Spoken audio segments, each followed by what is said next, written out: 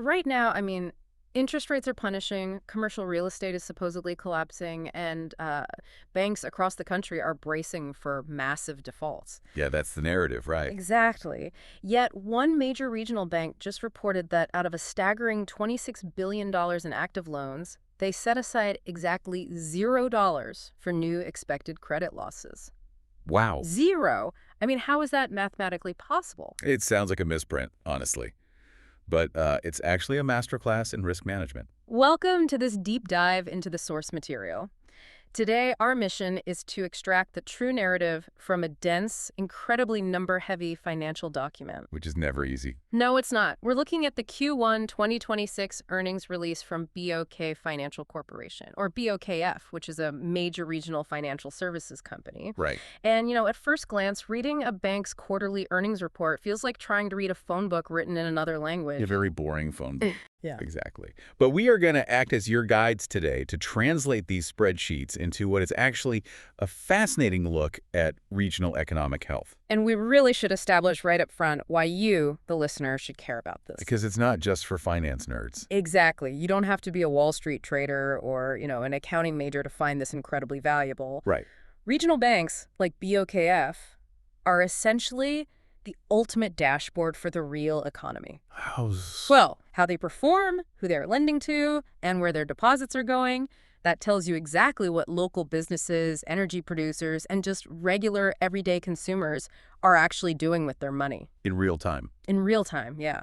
It's the difference between hearing some news pundit guess about the health of the economy and looking directly at the hard, undeniable data. Okay, let's unpack this by starting with the most surprising element of the report, which is why the top-line headline numbers are actually, well, a bit of an illusion. They really are. If you just glance at the very first page of the release, BOKF reported Q1 net income of $155.8 million.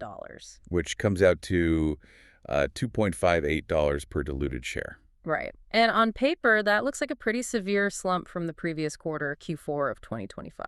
Because back then, they reported $177.3 million. Exactly. So at a glance, it looks like the business is shrinking, right? What's fascinating here is how strict accounting rules can sometimes completely mask the operational reality of a business. Right, because those Q4 numbers were entirely normal. No, they were artificially inflated by a couple of very specific one-off events. Got it. Most notably, the bank recognized a massive $23.5 million pre-tax gain from selling a merchant banking investment.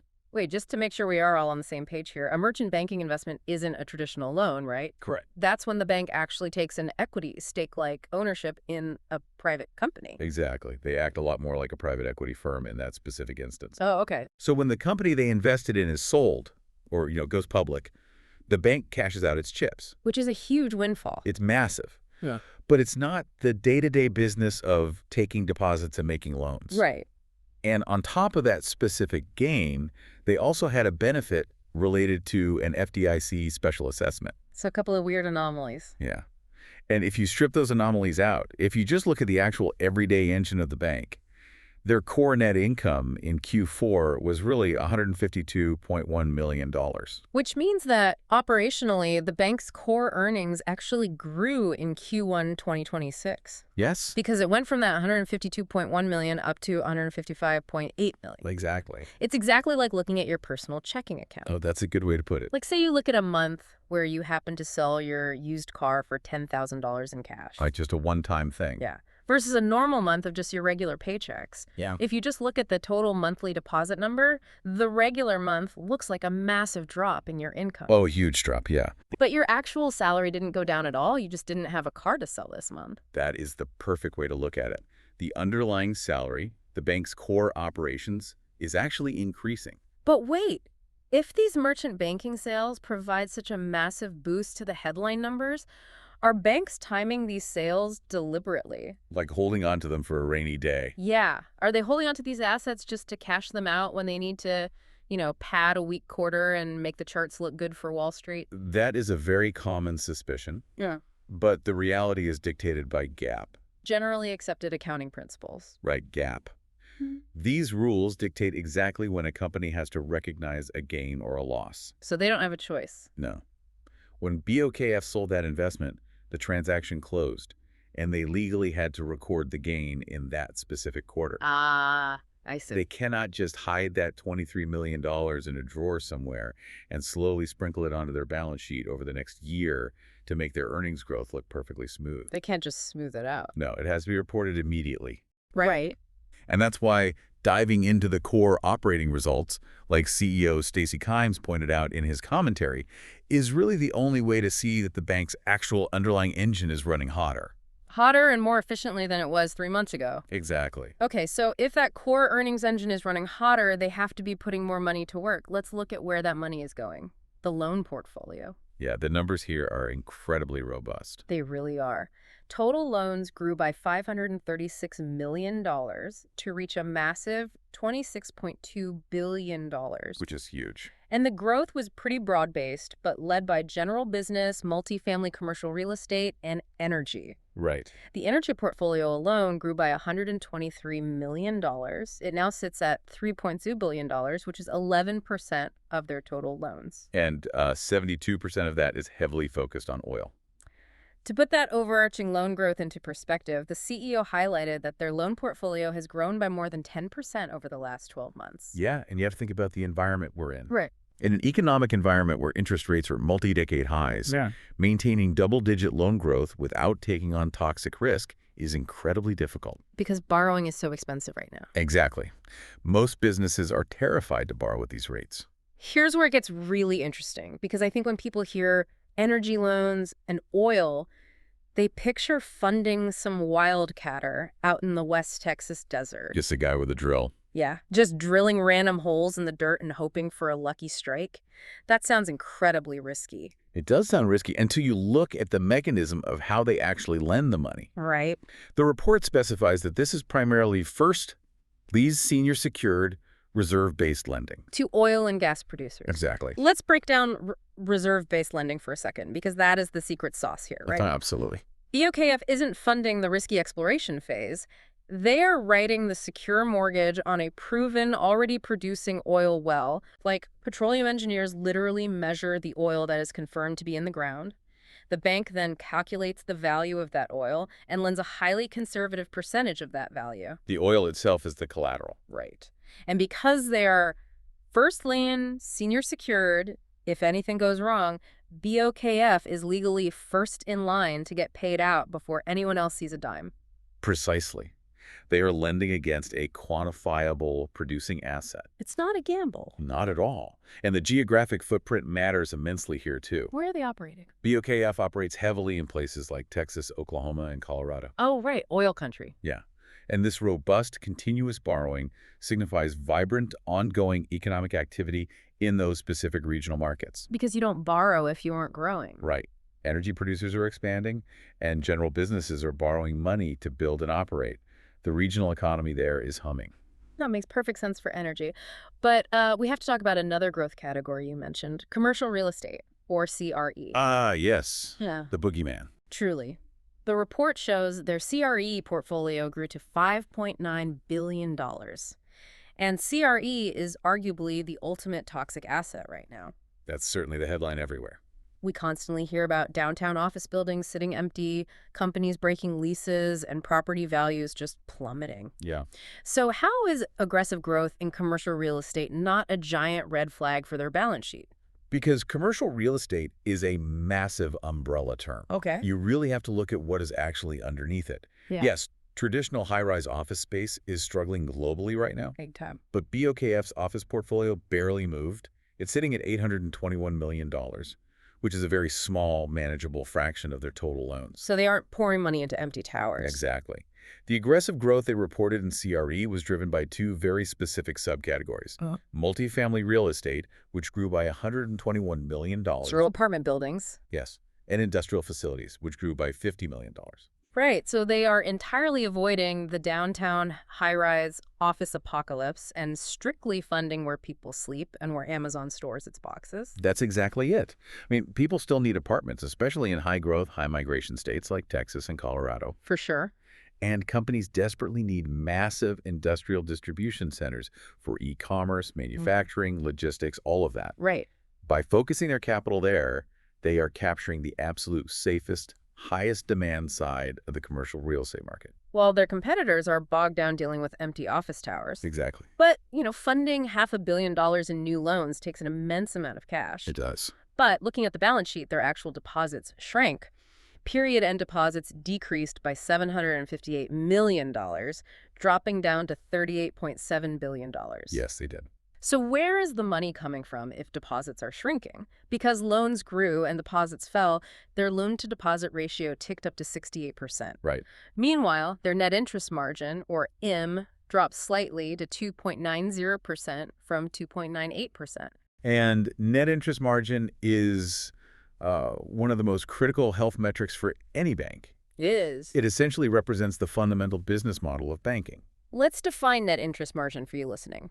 An IM is basically the bank's retail markup. Yeah, that's a great analogy. It's the difference between the wholesale price the bank pays you in interest for keeping your deposits in their vault and the retail price they charge a business when they loan that exact same money out. Exactly. So when IM compresses, as it did here, dropping to 2.90%, their profit margin on every dollar shrinks. Right. So if their profit margins are shrinking and deposits are dropping by nearly $1 billion, why aren't they aggressively raising the interest rates they pay to customers to stop the bleeding and attract more cash?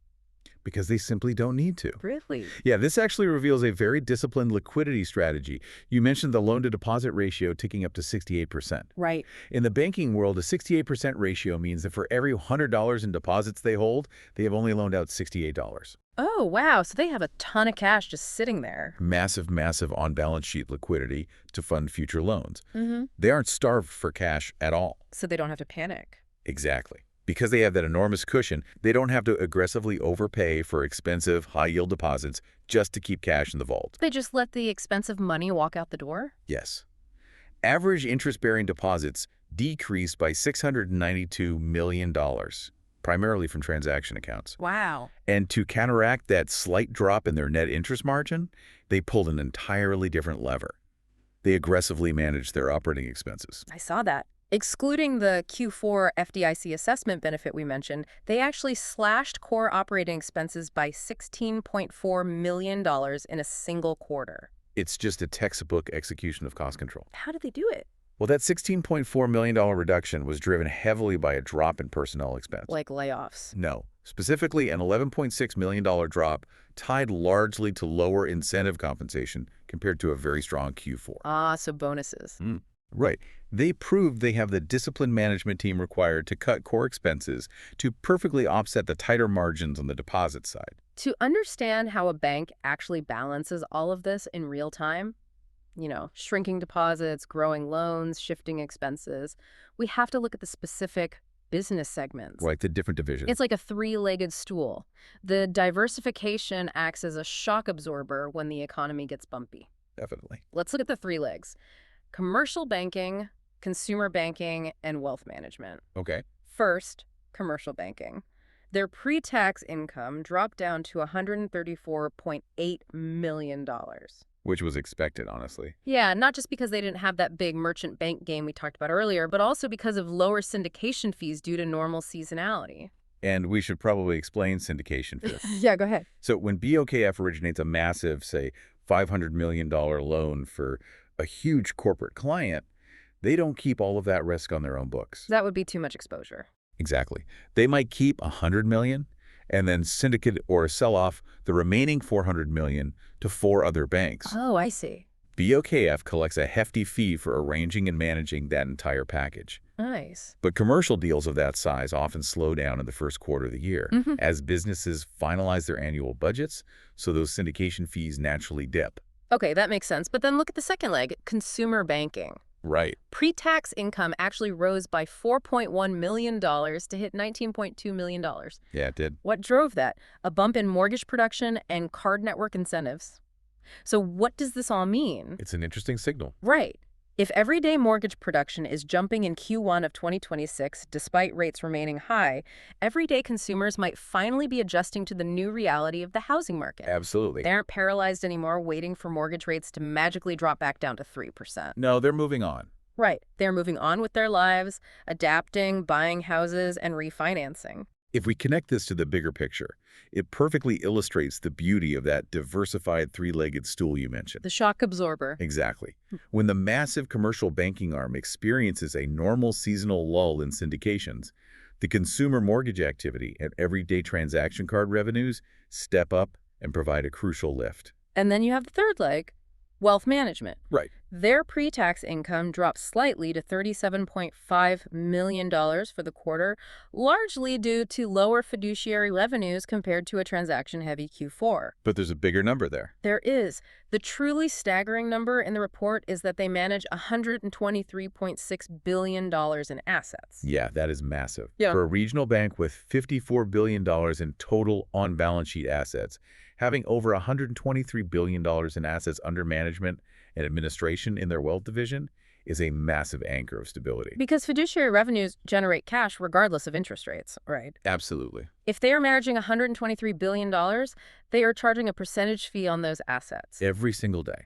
Right. It doesn't matter if the gap between loan rates and deposit rates shrinks. As long as they are managing the wealth, they are collecting those fees. Exactly. It's pure non-interest fee income. Incredible. But, all of this revenue generation, Yeah. the syndication fees, the mortgages, the wealth management, none of it really matters if the foundation is rotting. Right. We have to look at the ultimate risk. Are the people borrowing this $26 billion actually paying it back? Which brings us back to the hook that started this whole deep dive. Credit quality. The most important metric right now. It's great to lend money and collect interest, but only if you don't lose the principal. Exactly. And the facts here are almost hard to believe. Non-performing assets, which are loans where the borrower has stopped making payments, declined to just $60 million. Which is tiny. It is a microscopic 0.23% of their outstanding loans. Wow. And their net charge-offs, which is debt they've officially written off and given up on collecting, were incredibly low at 0.03% or just $1.9 million for the entire quarter. That's basically a rounding error for a bank this size. Right. But the number that truly stands out, BOKF set aside exactly $0 for a provision for expected credit losses in Q1. That is just. It is incredibly rare and profoundly revealing. For a bank with $26 billion in loans? Yes. In a high interest rate environment, to require zero new credit loss provisions is wild. By law, banks must look at macroeconomic forecasts and constantly reserve cash for loans they statistically expect to go bad in the future. They have to plan for failure. Right. The fact that their internal models, which are heavily scrutinized by federal regulators, dictated they didn't need to add a single dime to that reserve speaks volumes about the quality of their borrowers. The source notes specifically explain the mechanics of how they achieved this zero provision too. Yeah, how did they do it? It ties directly back to what we discussed earlier. The report states the zero provision was due to higher projected oil prices, which boosted the health of their energy portfolio, perfectly offsetting the new risk they took on from loan growth and slightly weaker general economic forecasts. It's a balancing act. But wait, aren't they tying their entire safety net to a highly volatile global commodity? Well, I mean, global oil prices can crash 20% in a week based on international news. that is true. Yeah. But that is where the brilliance of reserve-based lending comes back into play. Okay, remind me. Remember, they lend against a conservative valuation of the oil still in the ground. They are not betting on the future spot price of oil to make a profit. Right. But when global oil prices do go up, the raw value of the collateral holding up those billions of dollars in energy loans becomes overwhelmingly valuable. The borrower's ability to generate cash flow strengthens dramatically. So the bank's internal models calculate that the statistical risk of default in that specific massive energy portfolio has dropped significantly because the collateral is suddenly worth so much more. And that drop in risk completely cancels out the incremental risk they took on by making $500 million in new loans in other sectors. You've got it. It's an exact math equation. Wow. They aren't gambling. They're simply acknowledging that the collateral they already legally hold first rights to just became functionally bulletproof. And frankly, with a combined allowance for loan losses already sitting at $323 million. Which is a huge cushion. Yeah, it covers over 600% of their non-accruing loans. They already have a massive vault of emergency cash sitting there just in case the math changes tomorrow. They just didn't need to add to it this quarter. The credit metrics are just flawlessly clean. They really are. So, to synthesize all these complex mechanics, BOK Financial had a stealthily strong quarter. That's a great way to put it. If you only looked at the surface-level headline net income, you might think the business was shrinking. But by diving into the actual mechanics, we see a company that managed its core expenses expertly. Right. They let expensive deposits walk out the door because they had the liquidity to do so. They executed incredibly safe, collateral-backed energy and multifamily real estate lending to the tune of $500 million in growth. Huge growth. And they boast credit metrics that are so clean, they didn't even need to fund their loss provision. They demonstrated true foundational resilience. And, this is the core value of our deep dive today. Absolutely. You don't need to own a single share of BOKF stock to benefit from this information. No. This earnings report is hard, undeniable proof that regional economies, specifically in places like Texas, Oklahoma, and Colorado, are continuing to borrow, build, and grow. Yeah. Energy producers are fundamentally strong.